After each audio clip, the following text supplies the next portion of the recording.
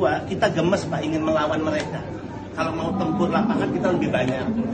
Nah kalau Bapak nggak mengizinkan kita tempur di lapangan melawan mereka, maka penegakan hukum yang harus.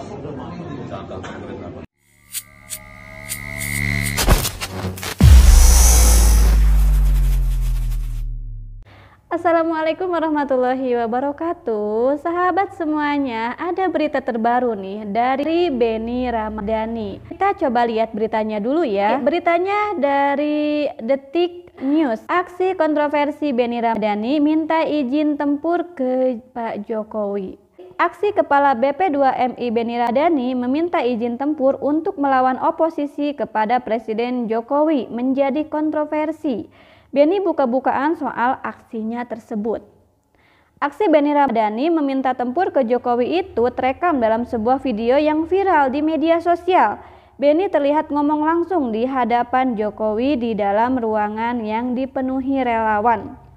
Iya, ketika pada hari Senin tanggal 28 November, provokator menjadi trending kedua di pencarian Twitter. Nah kan, ketika lihat di dalamnya ternyata banyak video-video Benny Ramadhani tentang ini yang berkaitan dengan meminta izin tempur itu. Kita simak videonya ya. Kita ini pemenang Pilpres, kita ini pemenang Pilpres, kita ini besar. Ya, tapi serangan lawan ini masih terus. Sarannya adalah amplifikasi program-program dan keberhasilan Bapak melalui Kemenko. Kedua, kita gemes Pak ingin melawan mereka. Kalau mau tempur lapangan kita lebih banyak. Nah kalau Bapak nggak mengizinkan kita tempur di lapangan melawan mereka, maka penegakan hukum yang harus. Misalnya setiap mereka yang selama ini mencemarkan nama baik, menyerang pemerintah, adu domba, hasut, penyebaran kebencian, semua bisa dijerat dengan hukum. Nah penegakan hukum ini yang harus dilakukan, diperkuat lagi. Karena ketika tidak, kami hilang kesabaran, ya udah kita yang melawan mereka di lapangan misalnya.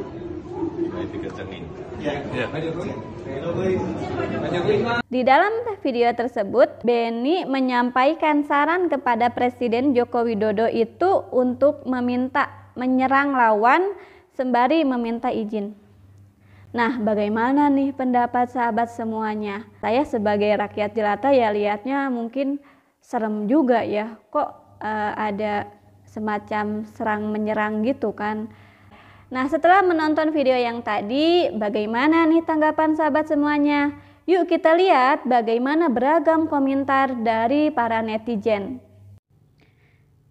Dari Givanet, sepertinya bisa cuma permintaan maaf. Akan beda kalau yang ngomongnya itu bukan pendukung Jokowi. Langsung ditangkap dan masuk penjara. Ahmad Dhani aja bisa dipenjara hanya dengan kata idiot. Kemudian dari Jailani, tindak tegas ini pemecah belah anak bangsa. Soal kritik ke pemerintahan hal wajar, ini sudah provokator. Jelas kami tidak gentar kalau mau perang di lapangan. Kemudian apalagi ya? Dari Erik 67, dan presiden pun diam saja, mengingatkan pun tidak, justru mengkonfirmasi. Tapi pikiran perasaan tidak bisa, dan kita jangan berharap menyeragamkan perasaan orang, menyeragamkan pikiran orang. Nah, kita lihat ya perbandingan dua video ini. Bisa kita tarik kesimpulan kalau ya, yang berilmu dan berakhlak itu pasti akan paham arti demokrasi. Nggak usah dicaci maki, nggak usah tidak suka, nggak masalah. Justru demokrasi hak setiap orang. Kita tidak bisa mengatur pikiran dan perasaan orang. Nggak bisa. Nggak bisa. Yang kita bisa atur itu perilaku. Tapi pikiran perasaan tidak bisa. Dan kita jangan berharap menyeragamkan perasaan orang, menyeragamkan pikiran orang. Lalu kalau kita berpandangan menghormati pemikiran, ya ada yang berbeda pandangan ya dihormati saja, nggak usah dimarahin, nggak usah dicaci maki, nggak usah tidak suka, nggak masalah. Justru kita menghargai. Cara menghargai dengan apa? Dengan memberikan kesempatan untuk mengungkapkan. Nggak usah dituntut ke polisi juga kalau mengatakan apa-apa pada kita. Wah, kita kenapa harus jadi demokrasi dalam demokrasi? Sahabat semuanya, ada lagi nih video jejak digital dari sang provokator. di Twitter juga ya. Saya ambil videonya itu di Twitter dengan judul Jejak Digital dari Sang Provokator. Coba kita lihat videonya ya. Untuk rekan-rekan pers, hari ini kami aktivis 98 datang ke Barreskrim Mabes Polri untuk menyampaikan laporan secara resmi, formal tentu sebagaimana diatur oleh undang-undang, ya, terkait dugaan mereka-mereka yang kami anggap bertanggung jawab bahkan menjadi aktor dan juga penyandang dana dari kerusuhan yang terjadi tanggal 21 dan tanggal 22 Mei di depan Bawaslu maupun daerah sekitar di Jakarta. Yang kami laporkan ada 9 nama di dalamnya. 1, ya, Saudara Prabowo Subianto. 2, Amin Rais. 3, Siti Hediati Haryadi atau Titi Soeharto. Kemudian Bahtiar Nasir. Ini orang paling munafik di dunia karena dia berpaham anti demokrasi dan mengatakan demokrasi itu togut, tapi dia orang yang paling sibuk mengurusi proses dan hasil-hasil demokrasi di negara kita. Kemudian yang kelima, Haikal Hasan. Yang keenam, kakek tua yang bernama Kiflan Zen. Kemudian 7, Fadlizon. Dia adalah wakil rakyat yang menerima gaji dalam satu periode, dalam hitungan saya, karena saya juga anggota parlemen, 25 miliar selama 5 tahun, tapi selama ini yang keluar dari mulutnya itu hanya sampah dan kotoran. Tentu rakyat berhak untuk melakukan gugatan atas kinerja dia sebagai anggota parlemen. Kemudian yang ke-8, Neno Warisman. 9, M. Rizik Syihab, yang hingga hari ini dia masih berada di tempat persembunyian atau tempat pelarian.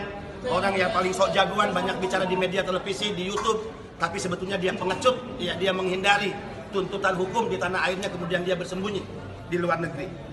Dan kami juga melaporkan pihak-pihak yang nanti secara resmi nomor teleponnya kami sampaikan kepada para penyidik yang selama ini melakukan teror ancaman kepada teman kami, ya, imam besar, ya, aktivis 98, sahabat Adian Apitupulu. Ya, beliau juga mendapat ancaman yang sangat luar biasa, teror yang sangat luar biasa.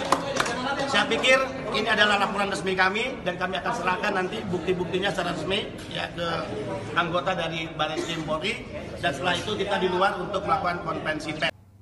Kemudian kita kembali lagi ke detiknews.com. Benny merespon beredar video viral yang memperlihatkan dirinya meminta izin tempur kepada Presiden Joko Widodo itu. Benny menyebut video yang beredar itu tak memperlihatkan keseluruhan pembicaraannya secara utuh. Oh gitu ya, kata Pak Benny loh itu. Ia mengatakan potongan video diambil di sela acara relawan Nusantara Bersatu di Gelora Bung Karno atau GBK. Acara di GBK berlangsung Sabtu 26 November kemarin. Dia mengatakan percakapan dirinya dengan Presiden Jokowi itu tak dilakukan secara tertutup. Jadi katanya ya, kata Pak Benny-nya itu, jadi itu bukan acara tertutup, tapi saya yakin video itu adalah video yang tidak utuh. Kalau utuh kan seharusnya keseluruhan dong, dari mulai pertama sampai selesai, kurang lebih 40 menit.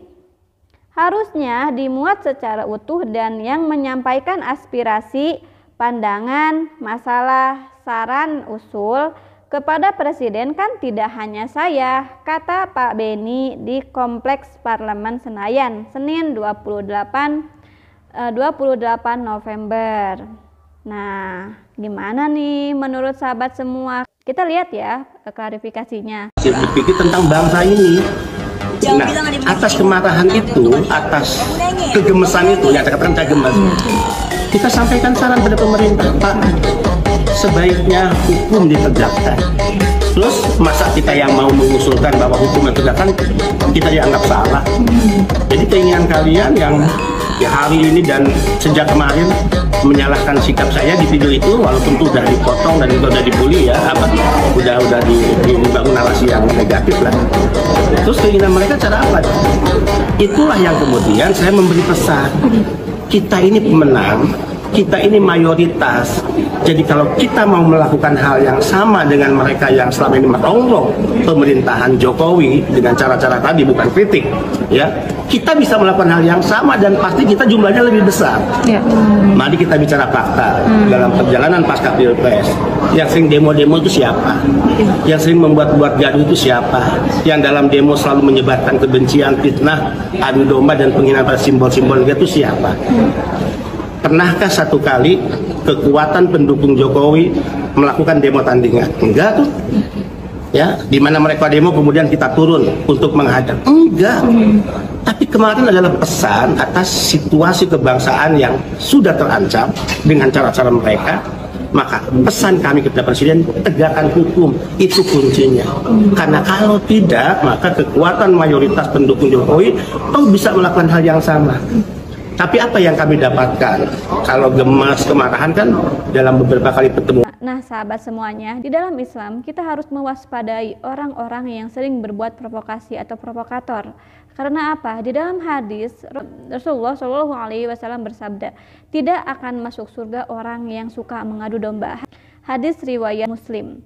Nah, sahabat semuanya, sifat-sifat munafik itu salah satunya tertanam di dalam jiwa seorang provokator. Karena ia selalu berusaha untuk membuat kehancuran, kerusuhan, kemudian fitnah, membuat fitnah-fitnah yang keji, yang kejam. Segala cara dia pakai untuk memprovokasi orang lain. Salah satu cara yang dipakai oleh seorang provokator ini adalah fitnah. Dan fitnah itu sendiri adalah salah satu ciri dari sifat orang munafik. Maka tergolonglah provokasi itu sebagai tindakan dosa yang besar. Wallahu alam. Semoga bermanfaat untuk kita semuanya. Assalamualaikum warahmatullahi wabarakatuh.